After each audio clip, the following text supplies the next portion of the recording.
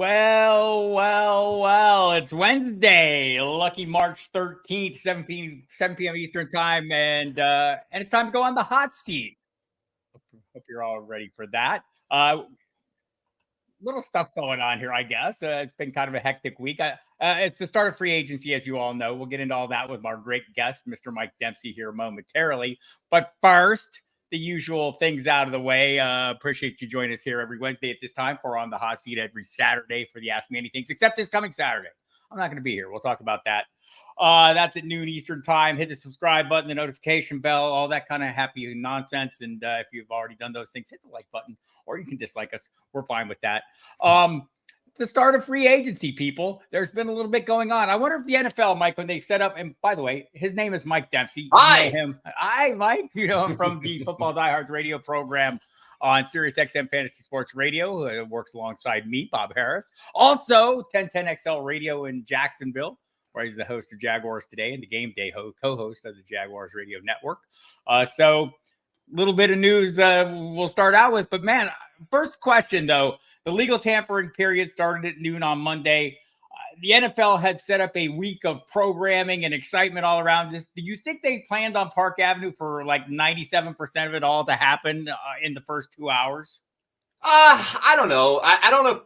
It matters, right? It's going to happen like that regardless, right? The big money guys, anyway, those are the ones you got to poach and get them. There are only so many of them, the elite players that do make it to free agency. So, I don't think, Bob, it went from like legal tampering being, okay, we know what's going on. Let's let them talk amongst yourselves to we know exactly who's signing everywhere. I guess unless you're Will Lutz, who agreed with the Jags and then decided to go back with Denver. And we've had that happen with a couple of guys over the years that have changed your mind. But no, either way, does it really matter? We're on the edge of our seats for the last couple of days. I'm going to continue to be on the edge of my seat. There's plenty more players out there that are going to impact fantasy football in the NFL at large. But no, I don't think they wanted all the heavy lifting to be done by the opening of free agency. Right. Like the first hour of their free agent frenzy show was like the best hour of them all. And John Bonneville Monday, literally refreshing Twitter for 12 hours. And there were still moves made after I passed out. It was pretty crazy. And I think we say these things every year, like this is the craziest year ever. I don't know if it was the craziest year ever, but it seemed pretty crazy. If you guys go over to footballguys.com where I apply my trade, you will find numerous instant reaction articles. We have over 40 of them posted. I've probably done 30 of them or more on all these moves kind of in real time. Just now finished my Calvin Ridley post. And so Mike has a little bit of a connection to that team. We're working at team headquarters on a daily basis. Run us through how kind of this played out in your mind. Well, I mean, it's sad day in Duval. We wanted them back, no doubt about it. And the question was, prior to the free agency opening, it was the franchise tag deadline. Would they get a deal done with Josh Allen and then apply the franchise tag to Calvin Ridley so he couldn't go anywhere? And they didn't. And I don't know, Bob, if they, based on, the money he got basically the franchise tag money times 4, a little bit more than that, So I don't know if the Jags were prepared to pay in that range. If they were, I think they just would have matched Tennessee's offer or come closer to it. Right. But, Tennessee, I believe no state income tax there either, which is one of the selling points of Florida. But in the end, he goes to the Tennessee Titans, who came in and maybe did this purposely like this. Like, let's keep our powder dry. We know the Jags can't actually sign Ridley until 4:00 today. Because in doing so early, they give up a second-round pick to Atlanta. It was, part of the deadline of here's when the compensation remains at a third compared to a second. So if I'm Tennessee and I had this offer and gave it to Ridley on Monday, maybe the Jaguars then have 2 days to think about it and they do something different or they have more time. And I think, here it seems like it was down to a 2-horse race. And I think he was coming back to Jacksonville over New England, even though they offered more money. But he opts to go to Tennessee. And how can you blame him? 4 years, 92. We'll see what the real numbers come in at, right? Right. But I mean, the X machine is very excited about the notion that like they wouldn't pay, and it's a different regime, right? There's a whole entirely new brain trust running the Tennessee Titans, and maybe this brain trust been running it. Things would have been different. A.J. Brown was 26, and they wouldn't pay him a 4-year, $100 million deal. Here's Calvin Ridley at 29. and he gets 4 years at essentially close to 100 million, 92 million, 50 million guaranteed. And it is, as Royal Slate says, insane money. So we look at this offense. They brought in Mason Rudolph as well today. They signed Tony Pollard earlier in the week. What kind of expectations should we have? Brian Callahan, sharp offensive mind, I'm sure. We haven't seen him as a true play caller yet, but he's got all the pieces in place. We're looking at Pollard and Tyjae Spears in the backfield, the great Chigakonkwo post-hype sleeper, maybe not. Trey Lombard. But you have DeAndre Hopkins, who had some great games with playing with Will Levis, and now you have Calvin Ridley. I feel like those two kind of cancel themselves out. You look at the best balls, and I know you're in 3,000 of those now? Over 100. Over 100. Yeah. I'm just broke the double digits. I'm not going to catch you, I don't think. But I think, you look at both those guys kind of going in the wide receiver 3-ish range, or I mean, 20, I guess the tail end of the wide receiver 2s for the most part. Do they kind of cancel each other out? Do you feel like those two drop in value a little bit? Maybe to some degree, right? But, you can make the argument, is DeAndre Hopkins at this stage of his career any more of a target hog than Christian Kirk would be in the Jaguars offense, right? So, look, to me, few things here. Let's rewind this conversation to the A.J. Brown thing. What was going on during the A.J. Brown era? You had Derrick Henry at his prime, right? It was the whole mindset of that team was, we're riding Derrick Henry, and the other pieces, we'll make it work around him. We want to play good defense, be physical, run the ball. Now you've got a modern passing coach coming in. And to me, the Ridley tweet that goes out, I could see someone going, this is a Will Levis tweet, right? Now Levis has Ridley, Hopkins, he's got Chigakonkwo. As you look, Bob, Treylon Burks is still there if he can be, a reclamation project. I don't expect him to be a fantasy force, but as your third receiver, he's a talented guy. Right. And they signed Tony Pollard. That's the weird one to me, because Tyjae Spears and Tony Pollard, to me, are a little bit similar, right? They're the bottom line for Will Levis, they're both really good pass catching options. So I've got a ton of Will Levis in best ball, basically as a QB3. Now, you don't always draft 3 quarterbacks in best ball, but we're drafting in February and March. Injuries happen, so you like to set yourself up. And Levis has been hovering around quarterback 30. I think that's going to jump up here. And to the tail end of the 2s? At least, I would think. Yeah. I mean, he's got weapons. Like I said, he's got Callahan bringing in a modern passing game to the Tennessee Titans. I think this is a signal that it's not your dad's Titans or your older brother's Titans. They're not ground and pound anymore. Definitely true. So how confident are we, though, that Will Levis is the guy? They bring in Mason Rudolph as well today, who it's ostensibly they're going to be their quarterback 3 or battle with Malik Willis for number 2. But, a guy with starting experience and some success at the end of last year. I think Will Levis is the guy for this year, at least. I think absolutely. I mean, I think these are investments to find out if Will Levis is the guy. Right. Actually, right. I don't think they're looking at Mason Rudolph as an insurance. He's an insurance policy if Levis gets hurt. I don't think it's them going, well, we don't think Levis is going to play well. Remember, he burst on the scene with that 4-touchdown game, right?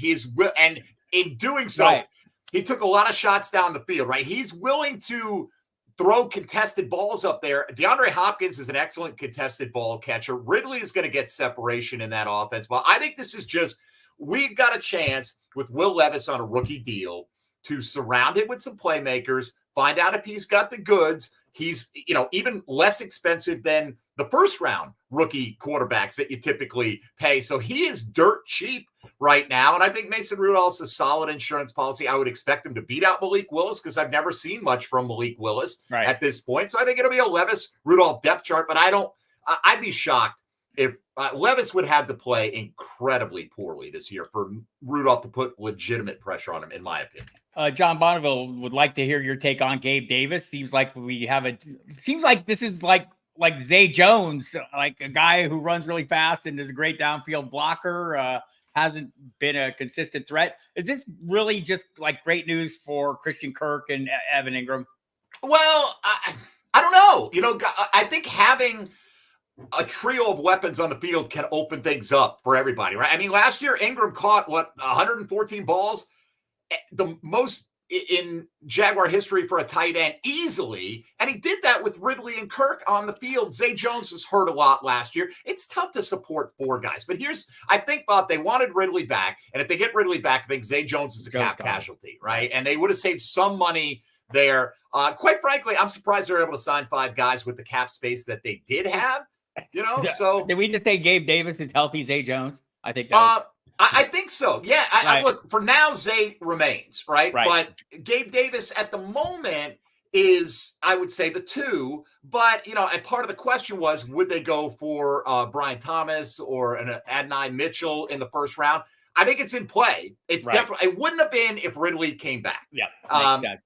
But keep in mind, even if Ridley came back, I think they were looking at a shorter deal. Kirk's got a couple more years on his deal. This is not a long-term drafted wide receiver core that Trevor Lawrence is going to grow with for quite a while. Maybe Kirk gets the second deal in Jacksonville. Yeah, exactly. But I absolutely think, Bob, look, there are other positions. If the right corner is sitting there at 17, they may go there, right? But I think the Jags should look at one of those guys who they could develop into their own alpha. Gabe Davis is not that, but I do think right now his value is greater than it was a week ago. Totally agree with that. A great point by Corey Davis, former Tennessee Titan first-round pick, in the chat. Nice to see you, Corey. When the wide receiver market resets with St. Brown, Higgins, Jefferson, Jamar Chase, all those guys, Ridley's contract might not look all that overwhelming, right? I mean, I think that's it happened with Kirk. I mean, everyone's like, oh my God, the contract they gave to Christian Kirk, it blew it out. Well, really, it was the same contract that Kenny Golladay got the year before. That's where all the anger should have been. Kirk's actually played well. He's outperformed the contract, in my opinion. So maybe it will look, they all look better eventually, right? But is Calvin Ridley better than Mike Evans? Even at this stage of their career? Like, Mike Evans got $21 million. Yeah. Jefferson's going to reset the market. Of course he is. Chase will reset the market. Those guys absolutely will reset the market. This is still a pretty big penny to pay for a guy who's had one season. Look, I wanted him back in Jacksonville. I'm not going to pretend like now he's a bum because he didn't sign there. It is a hefty price tag. We'll see if he can live up to it. And honestly, we shouldn't care though, Bob. What this means, follow the dollars. The ball's going to follow the dollars, right? So Ridley was going ahead of Hopkins anyway. I think that should continue to be. I think that's but they were really close even. I think for best ball, I think it's fine. Because I mean they'll both maybe have their big weeks with maybe spike weeks, and you don't need to know when. For redraft, I think it's going to be a little trickier unless we gain some clarity or there's some coming moves that we don't foresee that maybe clear the path somehow. So we'll see about that. And yes, Mac Jones, welcome to Jacksonville. Welcome home to Jacksonville. We're happy to have you back there. I'm sure Mike Dempsey is very pleased. Can we be clear? He's competition for CJ Beathard, because there are some people out there asking me, is this going to push Trevor Lawrence? Push him to do what? Exactly. No, this is not a quarterback competition, people. Mac Jones, by the way, Bob, his 5th-year option would be like $24.5 million. Right. He's on a 1-year deal, and if it works out, then, hey, Mac, this is your hometown. Nobody's going to offer you starter money. Could you see yourself as a long-term backup in Jacksonville? That's what this deal is. Everybody, if you're just tuning in, I'm sitting alongside Mike Dempsey, who I often sit alongside. You hear us on the Football Diehards radio program, often during the season, on Saturdays during the not season, as we call it, or the alter season, as it turns out. Very busy. You hear him in Jacksonville on 1010 XL radio talking about the Jaguars all day long. But we're going to talk about other things because we love other things. We love fantasy football. As Mike mentioned, he's in over 100 best ball drafts already. I think I finally broke into the double digits. I'm very proud of myself. And we'll start picking up the pace a little more if you listen to the Football Diehards radio programs. Currently Saturdays at 3 to 5 p.m. Eastern time. Except this week. We'll talk about that.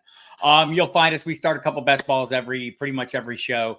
And you're welcome to jump in with us, as Royal Slade has done. In our latest one, though, I finally got a hold of an Anthony Richardson share. Very proud of myself. Hey, nice job. Nice job. Was it round 4? I think it might have been around 4, but no, maybe round 5. I gotta look. But it was like I was right. You got to be in the right position, especially drafting with the people who we're talking to here in the conversation constantly. JSC thinks, okay, hot take season. CMC decline in 2024, Super Bowl hangover, old age cliff, running back one history. all entirely possible. Not on the high end of the range of possible outcomes for me. I think he's got another good year left in him. Mike? Yeah, look, I'm taking him number 1 in every format, Yep. Except Superflex. But yeah, even then, I'm taking him top 5. you right? have. I've seen. I took him 4 in our first diehard Superflex, right? And I felt good. I actually went CMC Puka in the first 2 rounds, and then went 3 straight rounds of quarterbacks, and I thought it worked out fine. But as far as CMC, look, eventually he's going to decline, right? And so JSC may be right. It could be this year, right? I mean, it's tough to continue to play at that level, but I do think as long as he's healthy, that's the thing. We can't know when a guy's going to get hurt, Bob, but I have no reason to think if CMC's healthy that he still won't be the alpha guy, particularly in point per reception leagues, right? I mean, he's just, we refer to him as a running back and a half. He's a player and a half. You take him at 1, and then you pass running back at the 2-3 turn. You can pass it at the 4-5 turn, right? I mean, you can go a long way, and you can pile up those receivers, an elite quarterback, an elite tight end, whatever you want. And that second running back spot, as long as CMC is being CMC, he can cover for a lot of mistakes there. So I am wholeheartedly still drafting him first. Yeah, I agree. John Bonneville thinks, first round. I agree with this take that running backs are going to rise back up. And some of the moves that we're about to talk about here right now are going to cloud the running back 1 picture. The one that we've been talking about, there's 3, like I want to say the 3 more major moves. Derrick Henry landing with the Baltimore, which everyone can thank you and I for speaking this into existence. We've been doing it a long time. Many others have as well. Saquon Barkley signing with the Eagles, Josh Jacobs with the Packers, and kind of the subsequent fallout there. Aaron Jones going to the Minnesota Vikings after they moved on, from Alexander Madison earlier this offseason or a couple weeks ago. Zach Moss going to Cincinnati was interesting. Joe Mixon ends up in Houston. The running backs have been kind of the big deal this time. Let's start at the top, though. Okay. Let's go with Barkley signing with the Philadelphia Eagles. I think people, and they're not wrong, I mean, the history of passing to the running backs is not great. I think they threw like 93 targets to the running back last year. Expecting Barkley to get like all the targets, though, or the vast majority of the targets rather than a committee seems like reasonable to me. How about you? Still hate this move. Hate it. Okay. Here's why. Here's the thing. You may not hate it because if you haven't started drafting, you haven't had to factor this in. But Barkley, Bob, is the guy you look for when you go wide receiver early in round 1. He is the best option generally in the second half of round 2. And he's sitting there now, and that's with Devon Achane usually is off the board at that point, right? But with Doug Peterson coming out and saying that Travis Etienne's touches are going to be reduced a little bit, there's a bit of a running back wasteland from the middle of the second round almost to the end of the third round. For me, one of 2 things has got to happen. Either the tush push is going to continue and Barkley will get hardly any goal line carries for this football team, or they'll feel like we got to give Barkley some goal line carries, and then Jalen Hurts' value as a top 3 quarterback is going to start to dip a little bit. I mean, he scored 15 rushing touchdowns last year. Yeah. So I think they'll treat him more like a feature back, but even that history, Bob, we saw DeAndre Swift come on like gangbusters. And then it was then some weeks he'd get like single digit carries. So, I mean, this is Barkley. I will say this, the salaries did bounce back for the top guys. So again, with the follow the money, he's still getting good, right? He's getting great running back money is what he's getting. So you got that, but I could have thought of a lot better homes fantasy-wise for Saquon Barkley. Me personally, I don't know how you feel about that. I thought the Texans that was my prediction there. We end up with Joe Mixon there, but Houston felt like the ideal landing spot. I don't think anybody's going to argue that Baltimore was the place where Derrick Henry needed to be, right? I wanted Dallas. Dallas would be fine. Dallas would be fine too, but Dallas seems to be all in this year on not doing anything until everyone else is done. So we'll wait for that. Sounds like AJ Dillon's a real possibility. Heard Jane Slater talking about it today on NFL Network, that she thinks it'll be AJ Dillon plus a player they draft. So we'll see about that. But Henry, give me your rough, initial view on this. How high does he rise for you? I think he's been a great value, right? Like round 4 or 5, you could grab him. Sometimes in the 6th. I mean, really. All right. It depends. Draft to draft, it obviously is going to fluctuate. Here's the thing. Gus Edwards became a touchdown machine in that offense, right? But they split it up a lot. I got to believe that they're not going to split it up nearly as much, right? And while you do have some of the issues with a mobile quarterback that we just talked about in Philadelphia with Jalen Hurts, Lamar Jackson's not the designated goal line back for the Baltimore Ravens, right? He'll run a few more in than the typical quarterback. But when that mesh point comes, Bob, in those RPO plays, brother, who you going with, right? I mean, if you hesitate and that defensive end is looking at Lamar, there goes Derrick Henry with a full head of steam. So I don't mind the fit. And yeah, I think, solid RB2 here. If I went 0 running back and he was my RB1, and I've done that in a few drafts, I'd be okay with that. Yeah, I want to say, Derrick Henry, people talk about a possible decline. He is very old. His advertising video suggests he's still quite capable. Something I noticed today, I was looking up some numbers and we'll talk about the Cincinnati backfield. Chase Brown had the second highest speed in the NFL last year, ahead of guys like Tyreek Hill, Devon Achane. But you know who was right in that mix? Derrick Henry had like the 4th highest speed, hit 21.6 miles per hour on a carry this year. And I think he's still ready to have another huge season. So excited about that. Some of these other moves here, I guess, Josh Jacobs to Green Bay, that kind of came out of the blue. I kind of love it too, especially since they've moved on from everyone, right? I mean, that's the thing. They've cleared the path. Jacobs and Jones hate it. Jacobs alone, love it, right? I mean, I just think this is a great offense, right? It's a fun, upcoming passing game. Agreed. You put Jacobs, who's a really good receiver there. This guy is an RB1, no doubt about it. And I think he's going to climb, Bob. I do. I will not be surprised if you start seeing him ultimately settle in the second round of drafts, right? I mean, look, if we had a 3 years younger Aaron Jones, where would he be going? Well, that's who Josh Jacobs is, right? I mean, and by the way, so many of these things happen so quickly, right? And I've been drafted for a while, as you well know. I got a lot of Jones shares. So I was like, oh, no. Oh, but then yes. Day later, he lands Minnesota's quarterback situation notwithstanding, this is a great landing spot for Jones right now. Ty Chandler is going to take a backseat to him as he took no doubt. He took a backseat to Cam Akers and Alexander Madison last year. He's certainly going to take a backseat to Aaron Jones, who, by the way, once he got healthy last year, was dominant down the stretch. He looked all good against San Fran in the playoffs. I mean, are you kidding against me? Dallas, against them both, right? He was fantastic, right? I think, I'm 100%, brother. Here's the thing, though. Ty Chandler still has some value, right? As a RB4 or 5, simply because Jones has been getting banged up a lot, right? And that's the thing. We don't know if he's going to stay healthy. If he does, I like him a lot as a middle of the pack RB2 with upside, but I think that landing spot was absolutely fine with me. It's a mystery what's going to happen. We've heard that the Vikings have at least explored moving up to number 4 with Arizona to try to get, I guess, the 4th best quarterback in the draft, because it's looking like it's going to go 1, 2, 3 at the top. And you got to wonder, I mean, we even heard a rumor Tyler Eifert was throwing out there that Justin Jefferson may be traded to Cincinnati. Stop it, Tyler Eifert. I mean, stop. Enough with your nonsense. Right, whatever you're doing there. But regardless, I'm a little worried.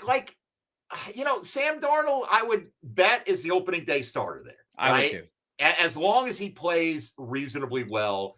And he's not the worst option out there. In fact, I did poach him in a few best balls very, very late in a few drafts just to have him to see what happened. But I don't know, man. If I'm drafting Justin Jefferson 2 overall and his quarterback Sam Darnold, I hope he can keep Jefferson and that offense up there. But overall, for Jones to find a home immediately for a team that knows him, got decent money, he's going to get the touches. He's going to be the focal point coming out of that backfield. So I feel like Jones' value ultimately stayed about the same. Jacobs took a nice leap because it was uncertain. Even going back to Vegas, Bob, I think you would agree with me, was not as preferable as this. Zamir White showed that team something down the stretch. And I do think them letting Jacobs walk is a reflection of that. I tweeted out all those RB4 shares of White look great. And somebody's like, yeah, until the draft. I'm like, okay, who would you rather Zamir White compete with? Some rookie or Josh Jacobs? Come on. So, I mean, look, you look at the money, whatever they were going to pay Jacobs, even if it wasn't,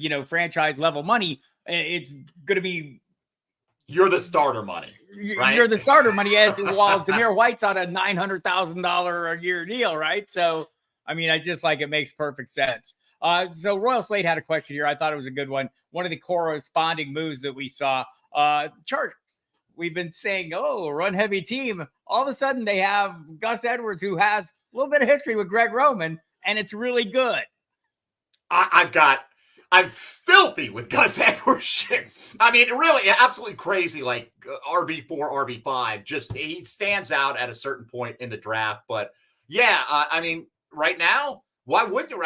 If you had at the moment, and things will change, they'll add it back to Blake Corum, Michigan, played for Harbaugh, right? Could absolutely go that way. But right now, Bob, I mean, I could see an aggressive wide receiver build taking Edwards as like your RB3 and hoping for the best. This is best ball, right? He's not going to have to be in your lineup every week. But yeah, I mean, look, I like the Zach Moss situation for him, you know? So I think that's an interesting one. We'll talk about that a little bit. Joe Mixon now with the Texans we'll talk about too. But Zach Moss coming off, I mean, was super effective. I think he was like running back 5 during the period where he got the start there, the initial start for Jonathan Taylor. And he goes to Cincinnati, a really good offense. Chase Brown was a guy that I had some interest in late. I'm going to be a little worried about those shares now, but still going to be a factor. This is going to be a split, I think. But where are you comfortable drafting Moss right now in a new home? I hadn't been taking him much, right? Although the shares I had, there was some speculation he could go to the Giants, and that's another one we need to talk about here in a minute with Singletary there. But, you know, like I wasn't drafting Chase Brown because I thought if Joe Mixon was back, and I thought they had a cap wherewithal to make that happen if they wanted to, that he's going to still be the second guy. I'm with you. I think this is a split. I think Brown has been going ahead of Moss anyway in drafts, you know, pretty consistently. I think that will probably continue until we get some clarity coming out of OTAs or mini camps on exactly what, because $4 million a year on average for 2 years is good, but it's not, you have to touch it 20 times a game money either. So, right. I mean, good offense though, Bob, right? I mean, it looks like T. Higgins can want to be traded all he wants, but my guess is Chase and Higgins and Gesicki now there at tight end. You know, that you want to talk about a late tight end target, but I like Moss, but what I really like is the Mixon landing spot. Are you kidding me? I mean, you and I have been talking about this. Whoever goes to Houston is going to go way up our boards. And here's the ironic thing. So much news happens. I mean, literally like 60 ongoing drafts, right? Over 100, including the completed ones. And so I'm on and I'm looking, I'm like, oh, 7th round, Joe Mixon? Bam. And then made the mistake of not checking the news. 20 minutes earlier, he had been released, right? And then I'm like, oh, 7th round Joe Mixon in Houston, Bob. Yes, come on, baby. I felt like Mixon jumped up a couple of rounds. Yeah, he's set up. Right? Like we kind of thought maybe Dallas would be a good landing spot for him. This is a better landing spot. I feel like it's kind of ideal for him. And we'll see if he lost a step. That, you know, the one of the complaints for the Bengals was their run game in general wasn't as explosive as they wanted it to be. I think they ranked 27th in runs of plus 15 yards or more. So they weren't happy about that. I could live with him doing the Devin Singletary kind of numbers plus a little bit, right? By the way, Dame, I'm not going to say this is a humble brag, but if it wasn't meant as such, it should have been a dynasty team with Saquon, Henry, and Jacobs. I think arrow up for 2 of them, and I think at best with Saquon, as we talked about, it's probably neutral. Maybe that's what you hope for here, but that's a good look. That's the you don't know, Bob. I've got dynasty teams with Jacobs. Yep, you don't know, right? If he's the one that's not getting the money, then all of a sudden you're like, all right, he's going to have to take a 1-year prove-it deal somewhere, whatever. I've got dynasty teams with Henry. And now I feel very confident that he could be a starter for me, at least for the next year. So, I mean, look, if you got those 3, I'm fine with that trio. Yeah, I'm kind of with you there. Pick 11. So I think that quarterback situation, you're going to see those teams. We got the Vikings at 11, the Broncos at 12, the Raiders at 13. Maybe the Raiders feel like they've addressed this, but maybe not, right? Gardner Minshew is maybe a bridge quarterback, and they still draft one. There was talk they were looking to move up at some point. But I know Cecil Lammey at Football Guys who's really well connected at Denver, has made no secret of the fact that if McCarthy's there when Denver drafts, that's their guy. And so I don't think there's any chance he'll be there, though, right? I don't either. I think either Minnesota. Either team. Exactly. Because he is a good fit for that McVay offense that Kevin O'Connell runs. So a lot of exciting stuff. Let's get it caught up on some of the comments here that we had missed out on and just address them quickly. We talked about Gabe Davis. Bonneville noted the Jags getting Dearness Johnson, says a little something about Tank Bigsby to him. Does it to you? No.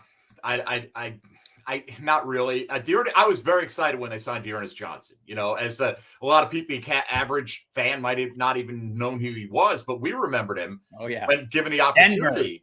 Cleveland against Denver on a feature back touches and play like a feature back and look like a feature back. I think this is more, they're comfortable with the room. This is not an area where they, you don't have unlimited resources. You don't have unlimited picks.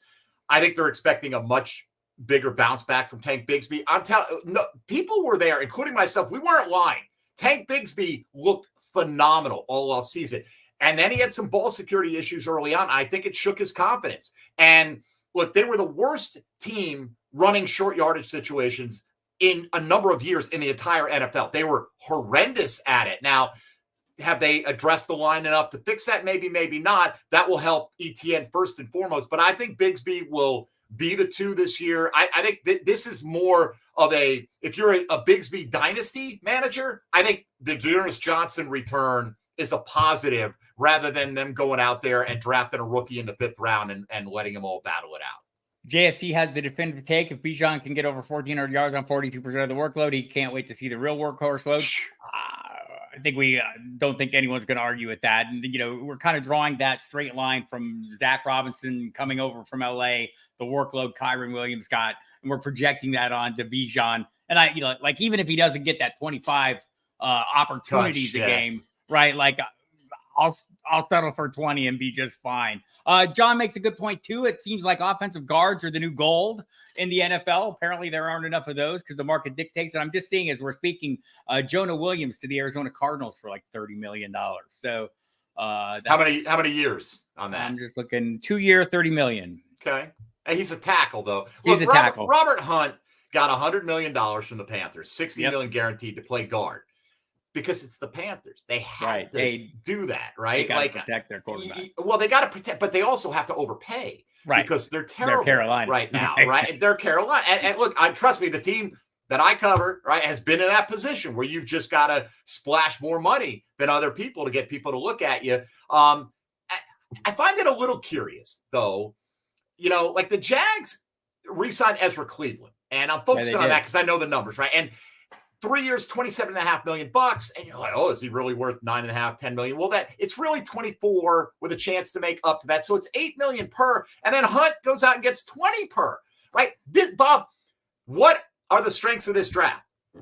Wide receiver, interior offensive line, right? Like I feel like there's a lot of good players that can walk in and play guard for you from day one in this draft. And it's a little surprising to me that they're getting this kind of money. Scampers is correct. There is a terrible team tax. By the way, Joe Flacco has found a home. He's planning to sign with the Indianapolis Colts, where he will back up my beloved Anthony Richardson. Yes, I went full Fabiano there. Full Smart Fabiano. Play, right? I mean, look, yours, right? Because you knew about Richardson. I remember telling Bob on the first day of 2 college football seasons ago, I said, Anthony Richardson, learn the name, number 1 pick in Superflex. And I did. He learned the name, and he loves it now.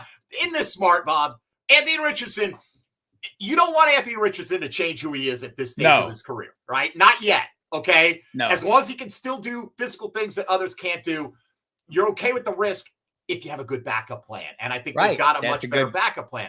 And look, who does this better help? than Cleveland's. You know who this helps? Deshaun Watson. He didn't want Flacco in the building. No. I don't think the Browns wanted him in the building because I don't think so. For that reason, 3 straight weeks of struggle, and you go Flacco. Right, and then 1 week of Jameis, and you'll realize, okay, we'll take this. So 1 week of Jameis throwing a couple picks. It is a great landing spot, I think, for Flacco. It was as well. Drake London, people are loving that as well. Oh hell yeah! Agree with that. That whole passing game, Kyle Pitts, the whole lot. Darnell Mooney, give me some Mooney. He hasn't budged much in ADP, Bob. He's super cheap. Oh my gosh. When you get to the point in round like 17, when you're like, there's no one here left, scroll down, then keep going, and then go another page, and there's Darnell Mooney.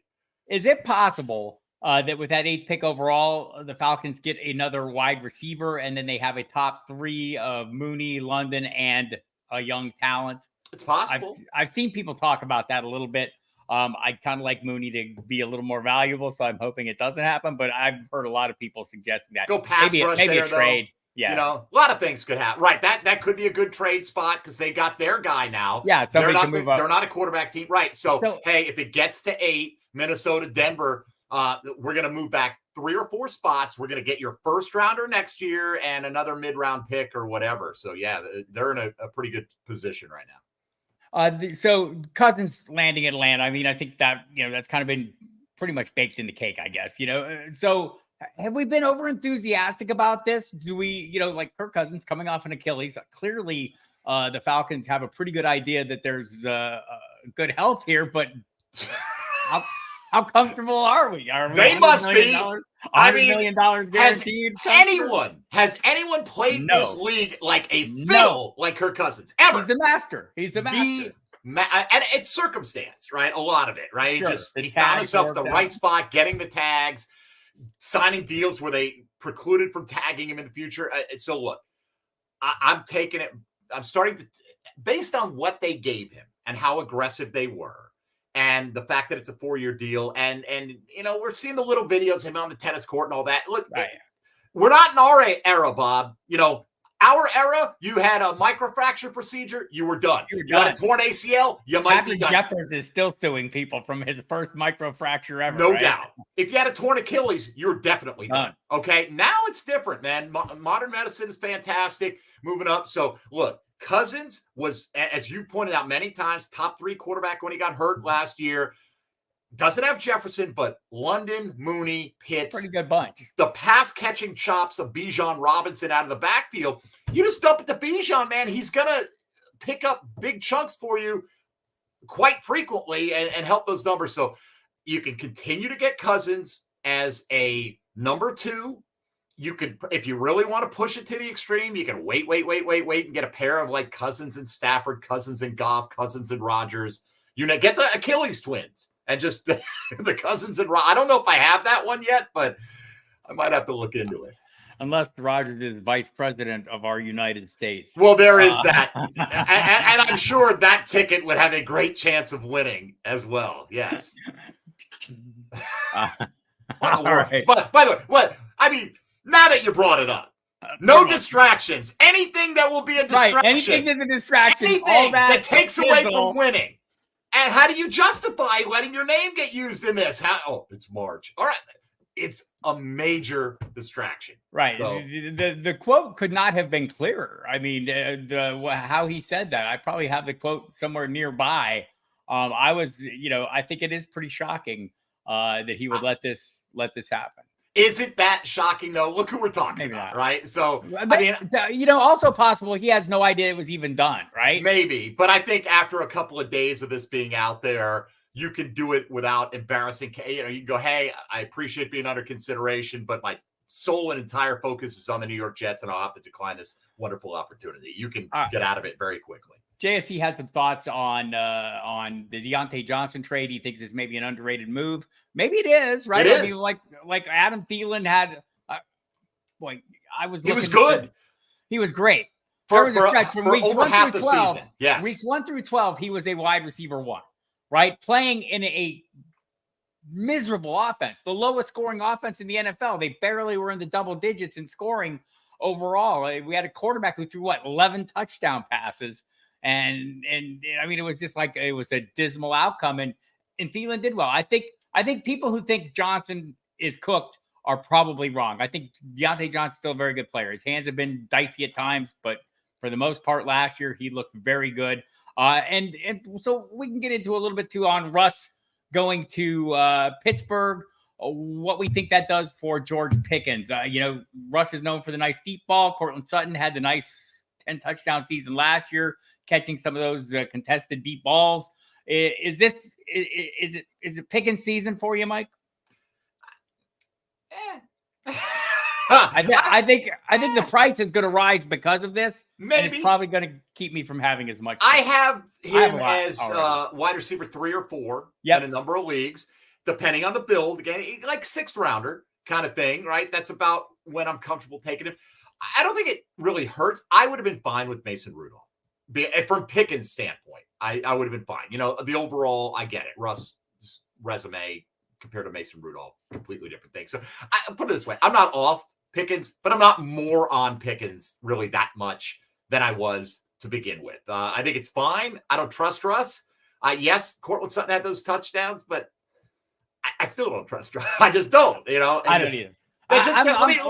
Go ahead. Are you like 80 to 100%? How sure are you that Russ is the starter? 100%. 100%? Okay. 100%. 99, right? I can't speak for Mike Tomlin. But I don't think Russ goes there without an assurance that he goes in as a starter. Now, can he hold it? Right. We'll find out, right? But let me just quickly on the Deontay Johnson thing. He's not proven to be as good as Adam Thielen has been overall, but he's a younger, healthier version, right, of a guy. And look, once upon a time, Bob, when the Jags signed Evan Ingram, the Giants fans said, oh, good luck. Doesn't hang on to the football. Had the highest catch percentage of any player in the NFL last year with 100 or more targets. The best of anyone. You can improve that area of your game. I don't know if Deontay Johnson will, but I like him better here in Carolina than I do. And you get him as a wide receiver 4 easily right now. I like him better in Carolina because he's going to be force-fed targets than I would have him returning to Pittsburgh. I was kind of surprised. I was doing the write-up on Devontae Parker. Devontae Parker catches the damn ball like nobody's business. The drop numbers are incredible. I think he had 4 drops. Let's see. I had the number in front of me. Do I still have it? I mean, he has not dropped the football on his career. Oh, here we go. 22 drops on 686 career targets. It's pretty good. 4 drops on his last 100 targets. I think it's pretty good too. I mean, that sounds pretty good. A 4 on 100. Is that about average? When you say, I don't know. I really don't. If you have more, like I don't have like per 100 targets in my head what the right number is for that. But John, he doesn't separate because that's his thing. He doesn't separate. He's always been contested ball guy. That's who he is, right? But when you're a contested ball guy, that means defensive backs, you're battling them. And so the drops for a guy like that being as low as they are, because more defensive backs are right there in his grill, that might make it a more impressive statistic. So, yeah, we have our first change of heart here of somebody backing out of their deal. Second, unless you're talking about Will Lutz, I will hear nothing. Oh, Will Lutz. I'm sorry. The kickers count too. This is Eric Kendricks, who was going to go to the Chargers, I guess, going to the 49ers. Right. He is now going to Dallas instead. Interesting, which may signal the end for Leighton Vander Esch in Dallas. Right. He's had all those neck injuries. That's interesting. I wonder if Dallas has stepped up. Eric Kendricks has been one of my favorite players. You and I play a lot of IDP. Eric Kendricks has been a beast, a stud. He's like that guy. You can't get a nickel for him if you put him on the trade block. But if you have him, you can start him every single week. And you're like, he's still pretty much a playmaker. So that's interesting. Some interest in here. Tyler Boyd, Royal Slate saying the Patriots may be now in on Boyd because everyone else is out on them. At this point, it seems like. Whoa, so you're New England grabs Jacoby Brissett. Does this to you signal quarterback with 3 overall? Yes, absolutely. I mean, I think you'd be crazy not to, unless you just don't like 3 guys. If you don't think Drake May or Jaden Daniels, whoever is there for you, or JJ McCarthy is worth that pick, then, you can sit there and take Marvin Harrison Jr. or Malik Neighbors if you want to go that route. And it's pretty justifiable. They need that as well. Right. Or you could probably get quite the haul from the team coming up to get one of the top 3 quarterbacks. See, that's another thing we haven't talked about, right? Like, you might not be able to make a deal with Arizona, Bob, because they might be locked in on Marvin Harrison Jr. And so to jump ahead of them might, New England could be in a catbird seat there. But I think, it does signal that. And like if Tyler Boyd goes there, how much different is he than who am I thinking of? DeMario Davis. DeMario Davis, Juju Smith-Schuster. Who else is? I mean, it's kind of a riff right now. They did have a tight end. The kids call that mid, or at least they did bring in a tight end though. The Patriots brought back Hunter Henry. They brought back Hunter Henry. I think didn't they land Austin Hooper Royal Slade today? Was that? Oh yeah, I think they did. Yeah, 1-year deal.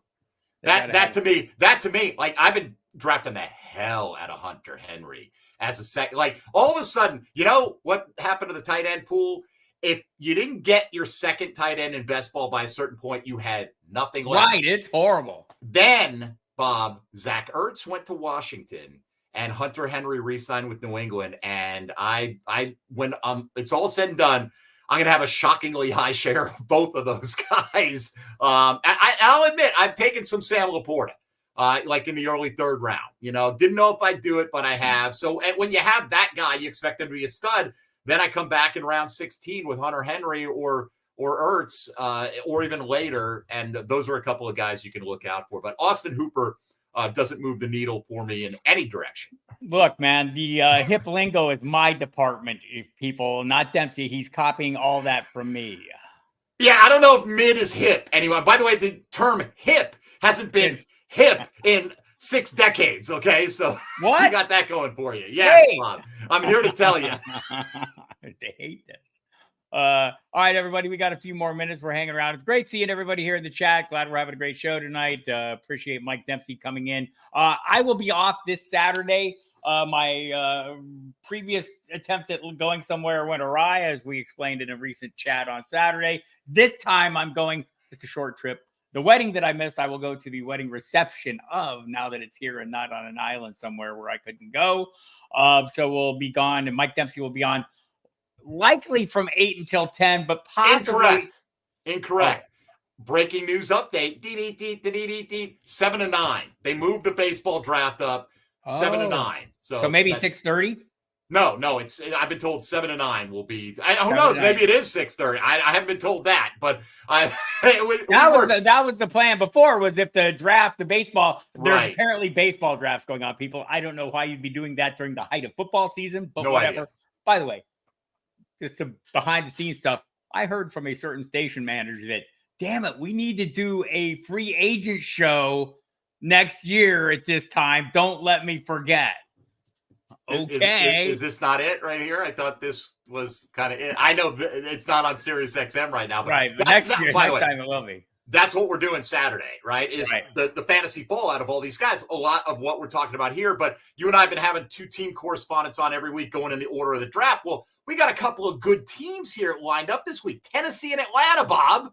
Have they made any moves, right? I mean, Tennessee with Tony Pollard and Calvin Ridley coming on board, and Atlanta with Kirk Cousins. I mean, these are big, kind of reality shifting moves in the fantasy world. So we'll do that in the second hour, debating whether even to have a guest, honestly, because we've got so much to go through, but probably we'll bring in somebody in hour 1. So you don't have to hear me talk to myself there. Yeah. And I'll line you up a guest, of course. So we'll have could literally be 12 hours of live chatting, right? I mean, we haven't even got to the positions, essentially not called the top 3 or 4 running backs. We've just been kind of running roughshod over everybody. Can we mention, I'm sorry, I know, I'm not used to it because usually I'm the host, Bob's the analyst. So I want to interrupt him. He goes, I want to host this. Now you know how I feel every show. I know. Can we just talk about Devin Singletary for a second here? Go ahead. Okay. This is sneaky good right here. But I mean, for him even as of today, to be the front end of somebody's backfield wasn't a guarantee for that to happen. I thought he was pretty nice last year, right? Not a guy you build your plan around. It's funny. You and I were in a Superflex together, and we talked about this last week. Somehow, even though I keep up with this all day long, I got auto-picked on Devin Singletary as my 5th running back. Are you kidding me? Even if he splits that backfield with a rookie as your 5th running back, he can catch it. He had a good season last year. They clearly said, we're not playing in the high-end running back market. They made him their target. They went after him quickly and locked him up when Zach Moss was rumored to be the apple of their eye, and it turned out to be Singletary. So I don't know how you feel, but I feel great about every share because you haven't had to overpay for him at all. Look, all the pieces that I thought, the day that I thought the Jones shares I had were diminished, they've all rejuvenated.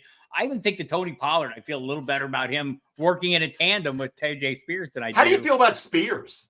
I feel I've got he's kind of been off my radar, and maybe he shouldn't have been. Rand Carthon was really complimentary of him, but I have 0 shares, and that's a lot of money to Tony Pollard to think Spears is going to be some kind of feature back in that offense. Yeah, there you go. All right, as we all knew. Thank you so much for that salient point. But I literally, Bob, might have a single share of Tyjae Spears. I saw him go today in the 5th round, early 5th. I'm like, what are you doing? I don't get it. I just don't get it. With Pollard coming in getting that kind of money, right?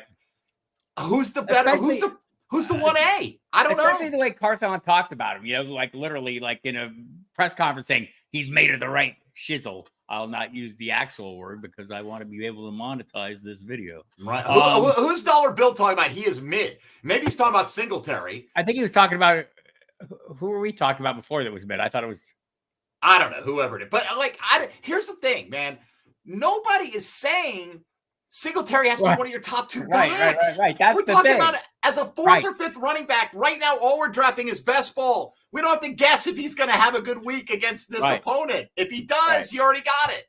So I've been like trying to, my sales pitch to everybody right now is something you should be thinking about.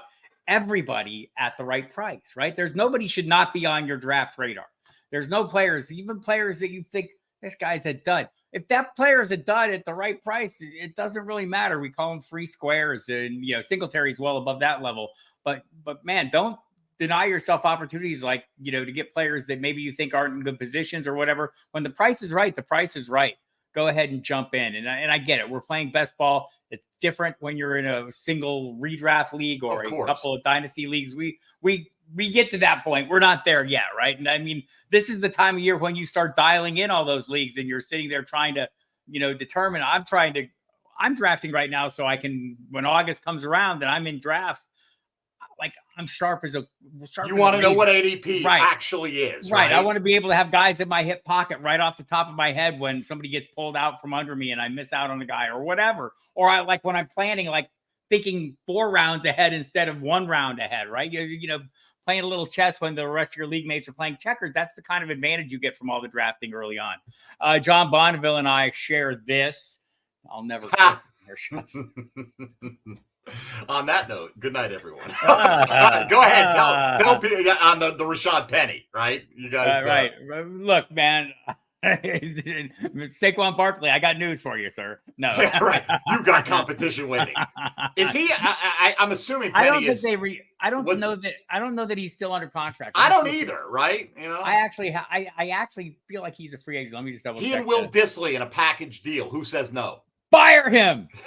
Now that he's with the Chargers, I don't know, man. Oh, is Penny with the Chargers or Dissly? No, Dissly. Oh, I dismissaled him from my draft list. Okay, to your detriment, sir. To your detriment. Bringing up my list of free agent running backs, and they include Madison Dobbins, Elliott Dillon, Edwards-Helaire, Damian Harris, Kareem Hunt, Donta Foreman's still out there. Patterson McKinnon. Yeah, Rashad Penny is an unrestricted free agent right now. So. Let me ask you about another running back here who you talk about afterthoughts. How would you feel as your 5th running back in round 15 or whatever round? How do you feel about Miles Sanders? New coaching staff? I've been getting late round shares. He's one of those guys that's going to be at the tail end of a draft. Look, there's, again, everybody at the right price. They're still paying for him. New staff, as you say. Look, I think Chuba Hubbard is going to be the guy, but I agree. But at some point, does Miles Sanders have some value? I mean, drafting, targeting uncertain situations at running back or guys, late in drafts. I think, like, if you do that every year, you're gonna hit on some guys. We always talk about it. Every year there is somebody's going to win you a league that you didn't draft, or maybe somebody you drafted very late would be in the same boat. So, unless you go heavy running back, Bob, your 4th and 5th running backs are not starters anywhere, and if the situation arises, I do feel like Chuba's not so ingrained that Right. Sanders couldn't bounce back and maybe beat him out with a new set of eyes with the coaching staff on him. Right. I did think like that, for as horrible as we think the Panthers offensive line is, it is horrible at pass protection. It was built to be a run blocking unit, and maybe that's why it was so horrible at pass blocking. But Miles Sanders has zero value, says the chat. Michael Thomas, I suppose you mean he also has no value. Toronto Dave, he's just here to party, man. He doesn't care. That's the thing. People can say that, right? And you get, all right, so are you going to draft only 3 running backs on your best ball team? You're drafting backup running backs. You're drafting. Good chance.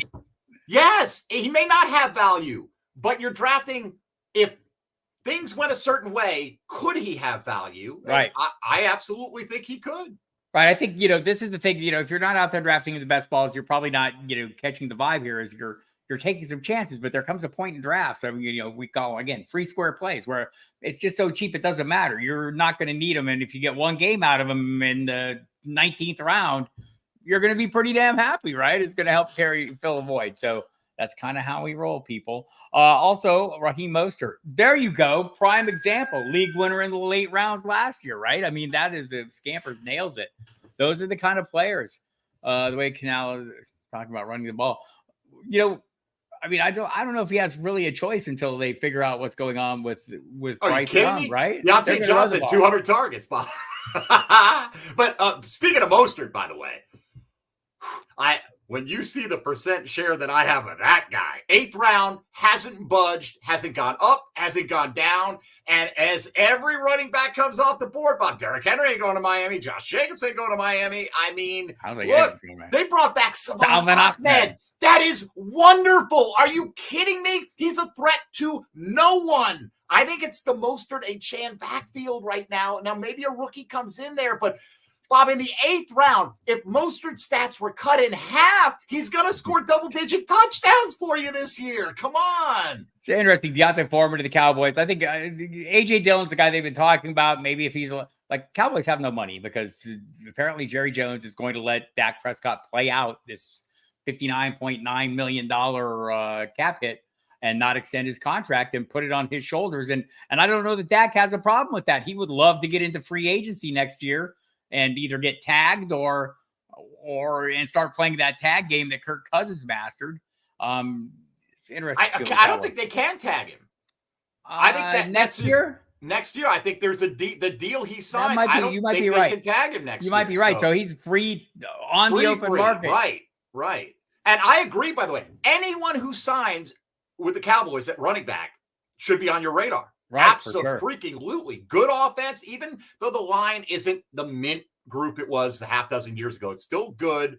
And I'm 100% Deontay Foreman or anybody else, right? That's why, by the way, you continue to take shots at these guys who are unemployed in best ball drafts, because when they land somewhere and their ADP jumps 5 rounds, you're just sitting back smiling, Scampers is in your playlist, man. Tag is a great movie, brother. Oh my gosh. I'm not a comedy movie guy.